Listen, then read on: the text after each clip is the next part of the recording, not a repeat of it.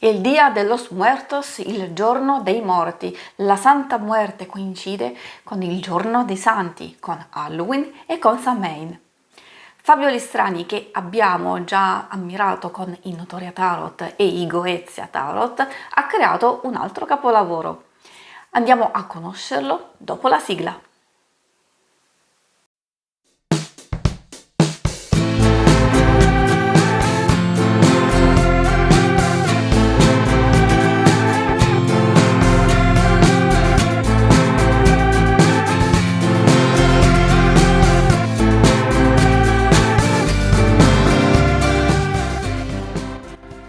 Ciao a tutti amici e amiche di YouTube, io sono Angela, benvenuti alla nuova puntata della Taroteca di Exoteric World. Prima di cominciare vi ricordo che cliccando in alto a destra troverete la playlist con tutti gli episodi precedenti e che subito dopo l'analisi degli arcani maggiori ci sarà uno slideshow in cui li mostrerò tutti e 22 a tutto schermo, in modo da darvi l'opportunità di apprezzarli ulteriormente, magari facendo degli screenshot dei vostri preferiti. Prima della fine della puntata troverete la schermata per accedere agli interattivi dedicati all'amore e l'icona per iscriversi al canale, nel caso il video vi sia piaciuto.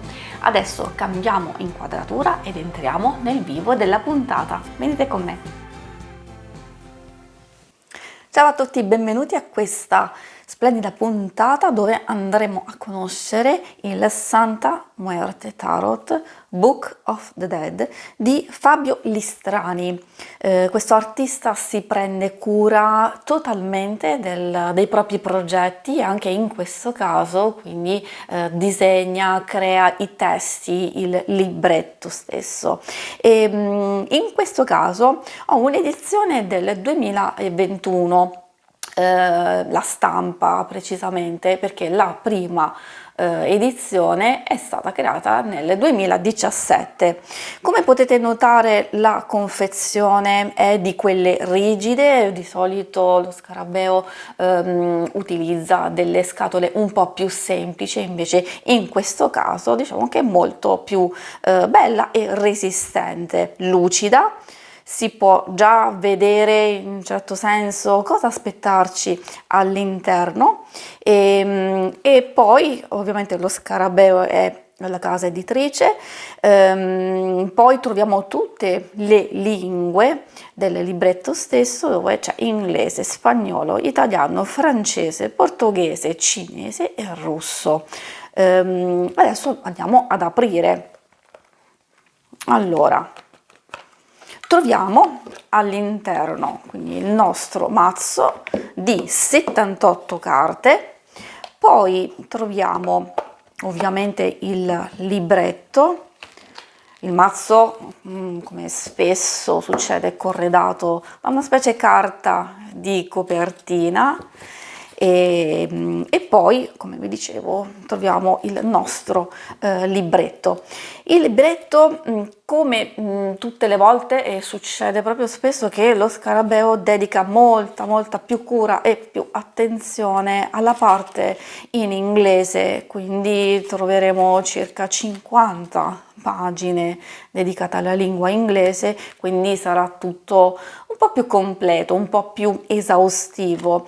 Nella parte in inglese ovviamente c'è una spiegazione per ogni singola carta, oltre che all'inizio proprio una piccola biografia dell'artista, cosa che in italiano non c'è, spiegazione di questo mazzo. Si parte con gli arcani maggiori e la parte in italiano è semplicemente questa, cioè il consiglio di ogni carta. Infatti andiamo a vedere la parte in italiano. Spero di riuscirci a trovare subito, ecco qua. Quindi qui, come si può notare, ad ogni singola carta sono dedicate 4 5 righe, invece troviamo circa una ventina per ogni carta. Anche gli arcani minori effettivamente hanno maggior cura, sono curati maggiormente nella parte in inglese, e addirittura insomma qui abbiamo anche un'idea di lettura ecco, col grafico, un libretto curato splendidamente. Se ci fate caso, e adesso lo vedremo anche nelle carte, ogni pagina, ogni singola paginetta, ritroveremo gli stessi motivi nel mazzo stesso. Quindi vi consiglio effettivamente di studiare e leggere l'inglese. Come sottolineavo, c'è solo un consiglio, quindi nella parte italiano non troverete parole chiave, cose che vi possono far definire per bene almeno i significati principali della carta, quindi questi purtroppo dovete andare a cercarli altrove. Sarà un po' più facile magari per chi conosce già i tarocchi, un po' più difficile tra virgolette per i neofiti, però già si può iniziare comunque a fare una lettura di base, anche una singola carta, e ascoltare il consiglio della carta. Per darvi un'idea della grandezza del mazzo, ogni singola carta misura 7 cm per 12, l'intero mazzo ha uno spessore di circa 3,5 cm. È vero, è abbastanza grande, però io ho delle mani piccoline e ci riesco a mischiarlo perfettamente. Consiglio sempre un tipo di mescolamento abbastanza delicato, perché è molto facile che ad usarli col tempo i bordi si possano rovinare. Soprattutto questo tipo di carte è molto resistente, di solito c'è buon rispetto ad altri mazzi che ha creato lo scarabeo, questo è vero, però sono lucide da entrambe le parti, quindi comunque richiede accortezza, perché è facile, molto facile che si rovinino i bordi. Troveremo in ogni singola carta, come vedete, solo in basso questi bordi che abbiamo visto nel libretto stesso, dove c'è l'indicazione del nome e ai lati il numero corrispondente degli arcani maggiori, e ovviamente poi andremo a vedere anche degli arcani minori, quindi i pentacoli, in questo caso che vi sto mostrando, con il corrispettivo, con il numero che corrisponde. Poi il retro l'abbiamo notato, l'abbiamo visto, quindi reversibile, e cioè che se usate il mazzo con il rovescio, quindi non riuscirete a capire effettivamente se è il dritto o il rovescio, cosa che succede in qualche mazzo, in altri mazzi. Allora scusate, qui potete visionare per bene, dove troviamo questo gioco tipo un mandala di teschi e fiori. E adesso, diciamo, procediamo proprio con la conoscenza delle varie carte, partendo proprio dagli arcani maggiori. Eccoci di fronte ai primi 22 arcani maggiori. Troviamo ovviamente questa disposizione che io consiglio sempre di adottare per avere una visione completa, ovviamente in questo caso dei 22 maggiori, e poi andremo a vedere i 4 gruppi degli arcani minori. Mettiamo da parte il nostro matto e poi ovviamente facciamo un percorso a partire dal mago, dalla papessa, l'imperatrice, l'imperatore, l'ierofante, il papa, gli amanti, il carro, la forza, l'eremita, la ruota di fortuna, giustizia, l'appeso, la muerte, in questo caso proprio la Santa Muerte, dedicata alla carta della morte, ci sta perfettamente. Poi troviamo la temperanza, il diavolo, la torre, la stella, la luna, il sole, il giudizio e poi il mondo. Come potete notare, proprio ogni singola carta è intrisa, pregna della cultura messicana della Santa Muerte. Ovvio, anche abbiamo la Catrina e appunto il giorno dedicato ai morti. Abbiamo anche un luchador qui, se l'avete notato. Una cosa che volevo dire è che intercettare a livello iconologico, tutto ciò che fa riferimento alla tradizione Waite Smith può essere un pochettino complesso, almeno nell'immediato. Giusto vi faccio un esempio. Troviamo nella carta del mago tutti gli elementi, ovviamente i riferimenti alla tradizione, però sono un po' più difficili effettivamente da intercettare, e vi mostro ovviamente l'originale.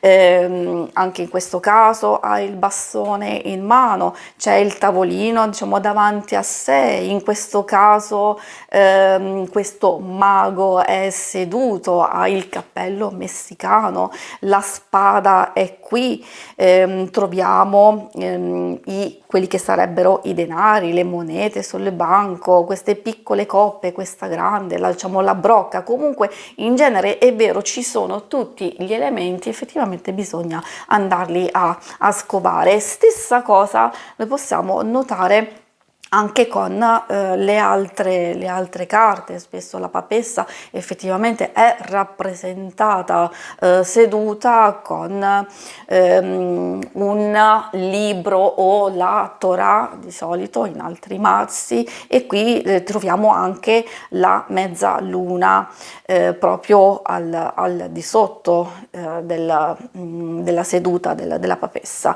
E come potete notare, effettivamente in alcune carte ci sono delle diverse interpretazioni, come è ovvio pensare che lo ierofante, il mago, abbia davanti a sé in questo caso una tavola Ouija, oppure spesso ci sono comunque tanti altri rimandi, come vi dicevo al luchador. Qui c'è questo eremita chiuso nella bara. Quello che consiglio effettivamente è vero, adottare i significati della tradizione, però cogliere l'occasione di andare ad estrapolare, a studiare quella che è la cultura messicana e interpretare le varie immagini e gli elementi che si trovano nelle carte, anche per trovare delle nostre proprie interpretazioni, e quindi prendere ogni singola carta, quaderno, e annotare tutto.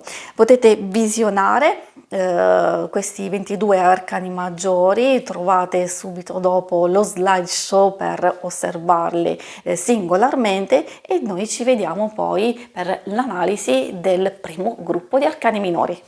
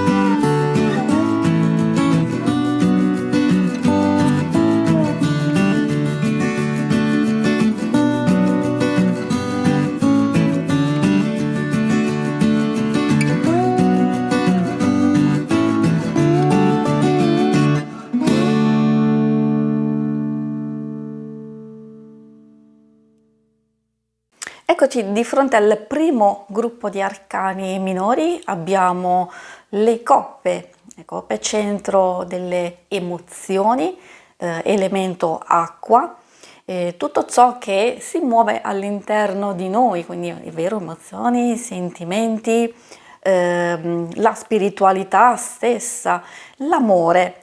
Come potete vedere, qui abbiamo i nostri primi 10, le 10 carte numerali, dall'asso di coppe al 10, e ovviamente qui abbiamo le 4 carte di corte. Fate caso, perché lo andremo a vedere anche successivamente con gli altri gruppi, che tendenzialmente a livello di colori è stato incentrato questo gruppo molto sul colore celeste e azzurro. Risalta tanto l'utilizzo dei cuori, e quindi ex voto, cuori, cuori, cuori un po' dappertutto.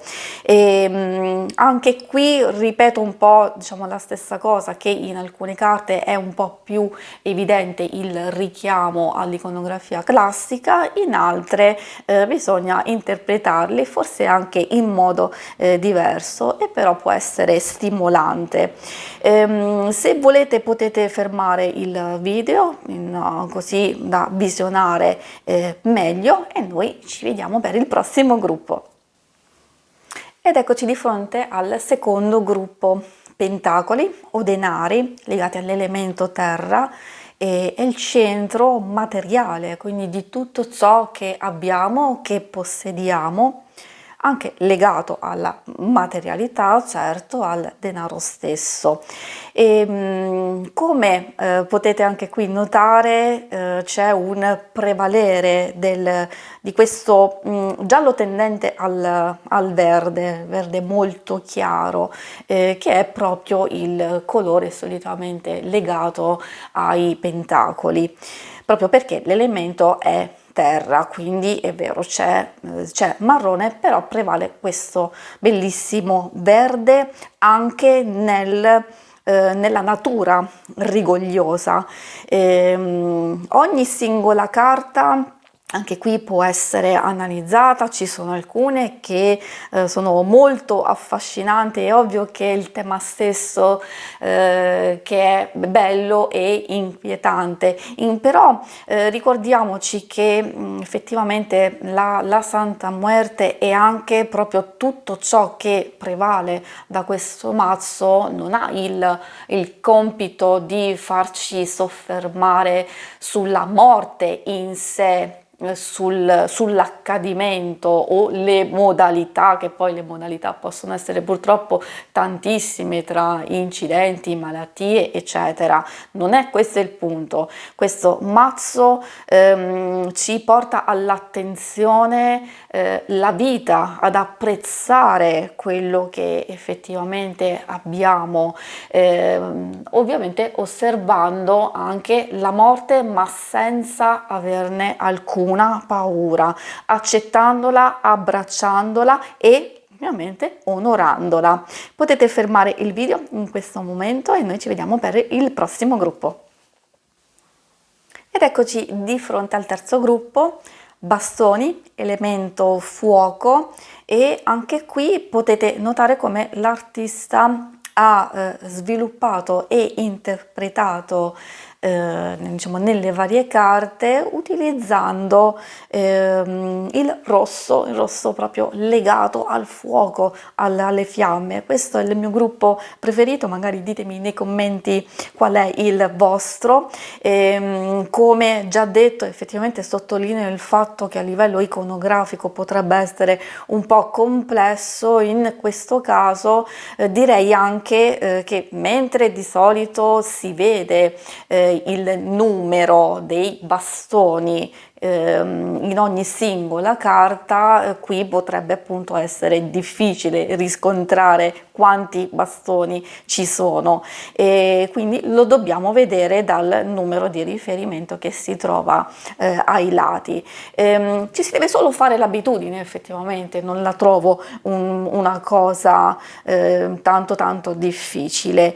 Quindi, come vi dicevo, anche qui troviamo le carte numerali da 1 a 10, a maggior ragione quello che dicevo proprio di capire diciamo, la difficoltà di trovare 10 bastoni, però effettivamente qui è stato interpretato in questo modo. E qui abbiamo le carte di corte, quindi il paggio, poi il cavaliere, la regina e il re. Potete fermare il video per osservarle meglio e ci vediamo con l'ultimo gruppo, quello delle spade. Eccoci di fronte all'ultimo gruppo degli arcani minori, troviamo le spade, elemento aria, ed è il centro dell'intelligenza, dell'intelletto e della logica, e ovviamente purtroppo anche delle preoccupazioni e dei dolori.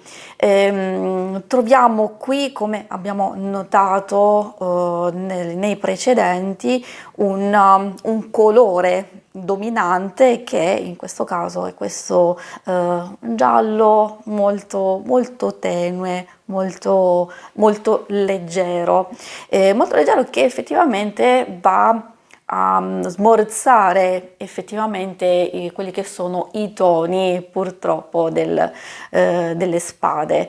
Anche qui vi faccio notare che in alcune carte è molto più evidente il richiamo all'iconografia classica, come il 6 di spade. Diciamo, e altri un po' meno, bellissimo il 2 di spade, anche il 3 effettivamente di solito c'è un grande cuore trafitto da 3 spade, e invece qui troviamo ad essere trafitto questa povera figura, questo povero scheletro. Quindi consiglio, come ho detto spesso, di studiare ogni singola carta, che oltre al riferimento tradizionale si possono trovare tante altre interpretazioni e spunti di riflessione. Una cosa che ho notato, come nelle coppe dove nelle figure, negli scheletri c'erano dei cuori che si potevano effettivamente riferire ai semi francesi, a quello dei cuori, che è associato appunto alle coppe, e in questo caso le spade sono associate alle picche, e lo troviamo, vedete, rappresentato proprio all'interno, dove ci dovrebbero essere, tra virgolette, le orbite oculari di ogni scheletro presente, quasi, insomma, quasi tutti. Giusto una piccola curiosità, questo potrebbe essere anche uno spunto. Per concludere, ovviamente non è un mazzo che consiglio ai neofiti, consiglio assolutamente per tutti di comprarlo, perché a livello grafico è meraviglioso. A me piace tantissimo l'arte di Listrani, la sua capacità di interpretare sia la tradizione sia anche di andare oltre, ha una fantasia allucinante, e lo possiamo notare proprio in questo, ma in tanti altri mazzi che ha creato. Se non li conoscete vi consiglio assolutamente di andarli a vedere, perché anche in questo canale ho recensito altri suoi mazzi, e poi quindi è super consigliato un po' per tutti, perché è un mazzo da avere e mettere in vetrina tra tutti i mazzi più belli. Però a parte questo, se siete curiosi, se vi attira e vi piace tutto ciò che riguarda la cultura messicana, oppure se non ne sapete quasi niente, come quando io ho iniziato a conoscerli, potrebbe essere uno spunto e una forte motivazione ad approfondire questo tema, e secondo me si possono utilizzare anche insieme ad altri mazzi per andare ad arricchire ulteriormente le vostre interpretazioni e le vostre letture. Si conclude qui la puntata, vi ringrazio per avermi seguita. Se volete, sul canale trovate tante altre cose interessanti, e se volete potete anche seguirmi su Instagram. Grazie di nuovo a tutti, alla prossima, ciao!